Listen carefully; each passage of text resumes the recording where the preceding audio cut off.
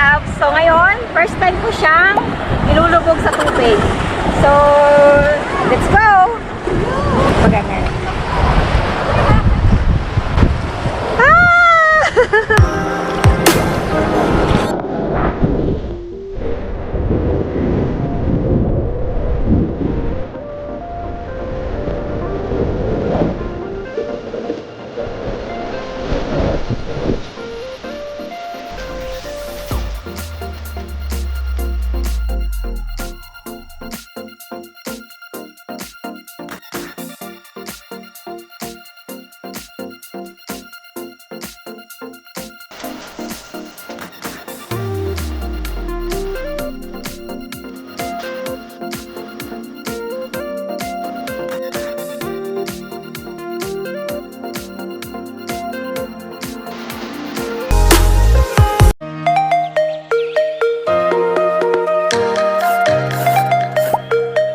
This footage is 1080 30 frame per second.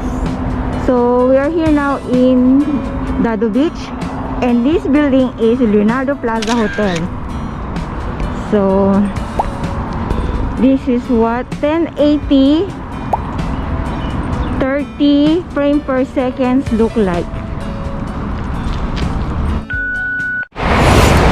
Hello baby loves! My name is Ems Amita and welcome back to our channel.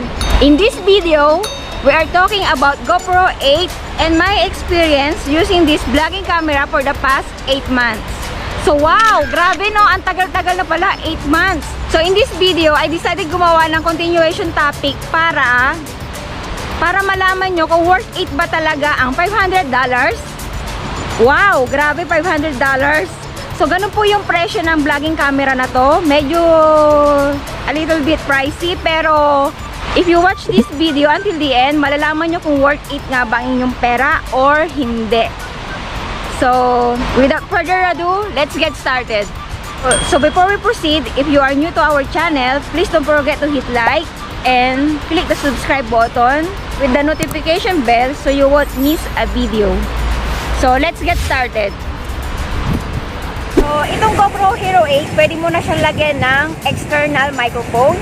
So, ipa-flash ko na lang po sa screen kung ano po yung itsura nun. Then, meron din siyang backup light na kahit nagabihin ka or madilim na, is malinaw pa rin, gawa ng, pwede mo siyang lagyan ng light. Then, pangatlo is, meron siyang extra screen para pag nagbablog ka, kita mo yung sarili mo. So, yun ang kagandahan ng Hero 8. Yun ang difference niya sa mga old version. Then, pwede ka rin dito mag-live streaming. Basta meron kang wifi. So, this is GoPro 8. Here, 8 black. And, ito po yung power button on niya. Then, meron din siyang start button here. And, if you open this one, dito nyo makikita ang battery. Battery. This one. And, yung micro SD niya. So, ito po yung micro SD na kasama sa package, 32 GB. So, we have a unboxing, separate vlog about unboxing. You may check my link down below. Nilalagay ko sa description box below ang link ng aking unboxing. So, lalagay ko lang dito yung battery. Then, so this is the port of our charger. So, make sure that ipipress natin maigi to. Yan. So, ito naman po yung gimbal niya. This one. So, this is the GoPro 8 looks like. Before we proceed, press natin tong side button, power button sa side. And then, makikita agad po natin is ito. Meron ditong photo. Tapos, pag press natin pa kanan, meron din siyang video. And pag press ulit natin pa kanan, time-lapse. So, sa time-lapse, nagagamit natin ito kapag halimbawa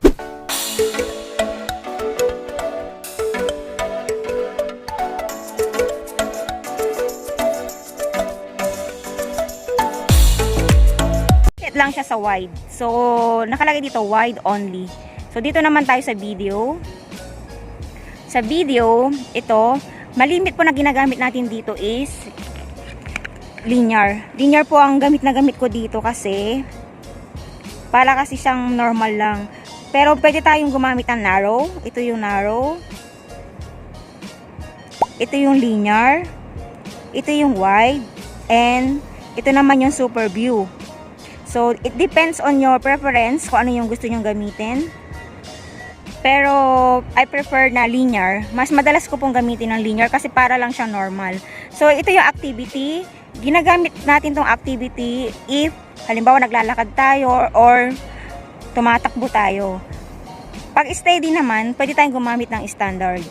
So, mamaya, ipapakita ko sa inyo kung ano yung footage ng standard, activity, at slow-mo. So, ito naman po, pwede nating baguhin yung mga resolution niya at yung FPS or frame per seconds.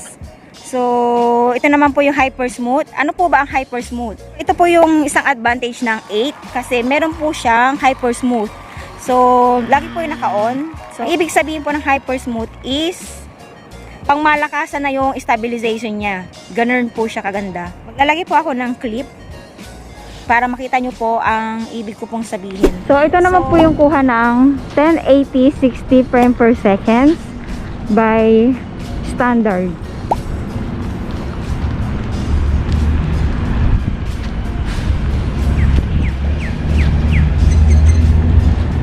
So, ito, kung nakikita nyo naman tong itong pagong, na to, pwede nyo pong automatic is i-slow mo. So, you don't need to press this, tapos titignan mo pa yung slow mo. Just pressing this pagong, this sign, pwede na pong slow mo automatic.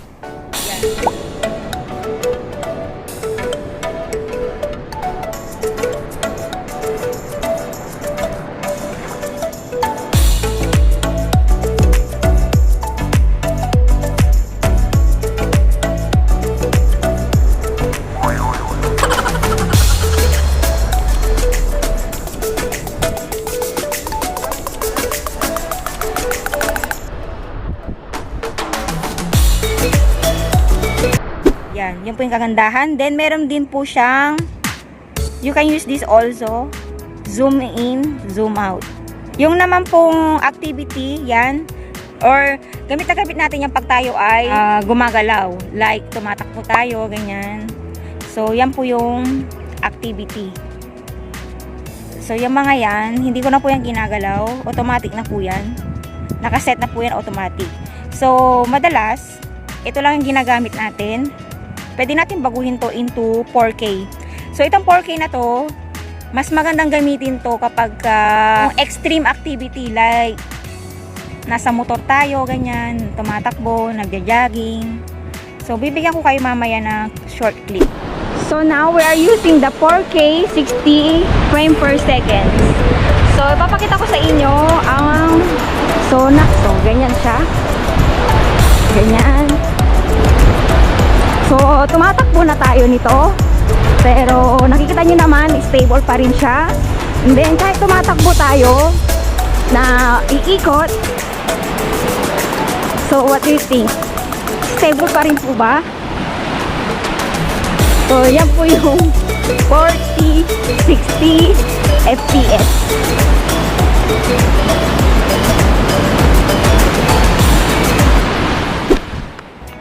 So, ganyan lang po kadaling gamitin ng GoPro 8. So, ito naman po yung 30 GB.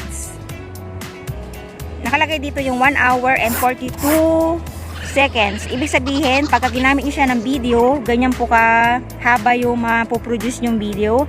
And this is the battery. So, pagdating naman po sa battery, ang charging time niya is 2 hours. Kapag ginamit nyo po siya, gaano po siya katagal? So, usually, pag ginamit nyo lang siya sa standard nyo lang siya ginamit, pwede siya tumagal ng at least 2 hours. Pero pagka mas malakas po yung resolution nyo, mas mabilis po yung battery life niya. So, it depends po. So, dito naman po tayo sa photo. So, meron po tayong pagpipilian dito. Merong wide. Meron ding linear. And meron ding narrow.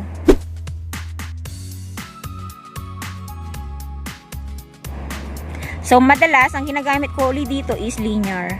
Mas okay po sa akin gamitin ng linear. And then, dito naman nakalagay antimano or nakalagay agad yung settings niya. Meron kayong pagpipilian na 3 seconds or 10 seconds. So, i-off natin yan. Yan. Nakalagay lang po yan sa screen. Ganyan siya. So, kung gusto niyo na ma-zoom in, meron din siyang ganito. Zoom in, ganyan. Hanggang 2 times. So, ano pa po ba? So, that's it. Meron din po siyang live burst and burst. So, sa photo naman po, ito ay mamimili ka dito. May RAW, may standard, may HDR, and mayroon super photo. Yan. So, sa HDR lang po tayo. So, that's it. So, gagawa tayo ngayon ng footage. Tapakita ko sa inyo ang kagandahan ng GoPro. So, this GoPro 8 is meron po tong voice command. So, kung pag sinabi nating GoPro, turn on.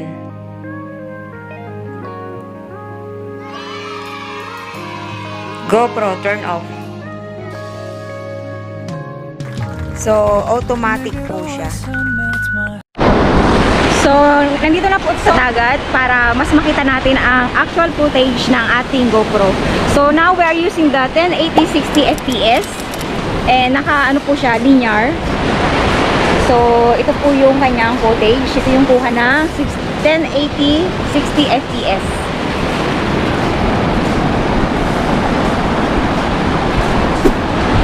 So, now, gamit po natin ang 1080 60 FPS na naka-wide. So, ito po yung kanyang kuha pag kung ganito po yung settings natin. Yan, ganyan siya.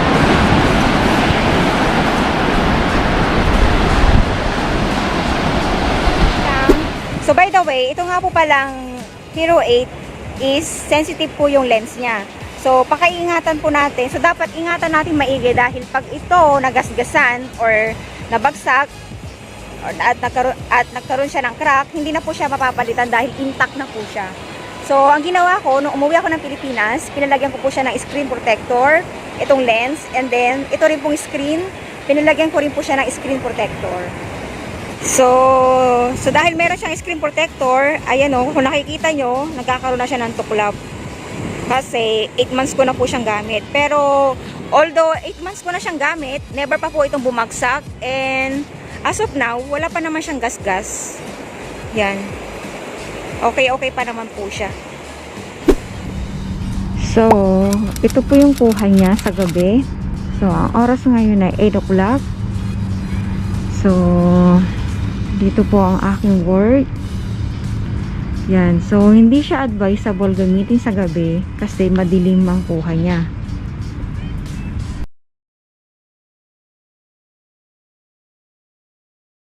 So, in my opinion, para masabi mo kung okay talagang isang product or unit is paggamit na gamit mo na talaga siya. So, after 8 months using this vlogging action camera, masasabi kong ang pros and cons niya ay, unahin muna natin ang cons or disadvantage.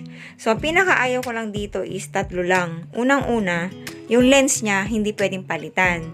Pangalawa, yung voice command niya or yung voice recording niya ay mahina. So, kailangan mo talaga siyang bilhan ng extra microphone na kailangan ko pang pag-ipunan sa ngayon.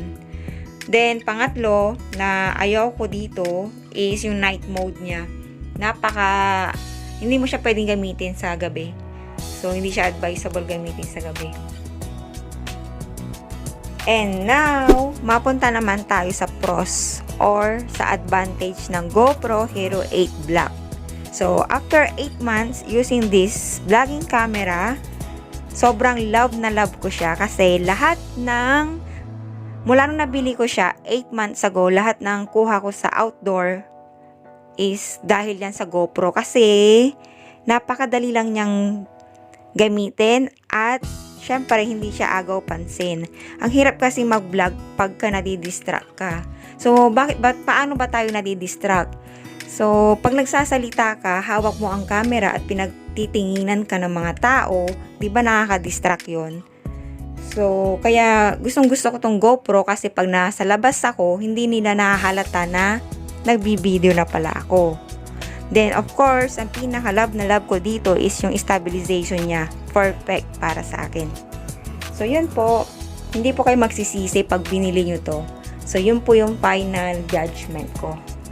So, thank you for watching. And before I end this video, maraming salamat kay Simpleng Morena dahil gumising siya ng alas 4 na madaling araw para lang samahan ako. Dahil kung wala siya, malamang mag-isa na naman akong pupunta sa beach. Kaya, thank you very much, Simpleng Morena.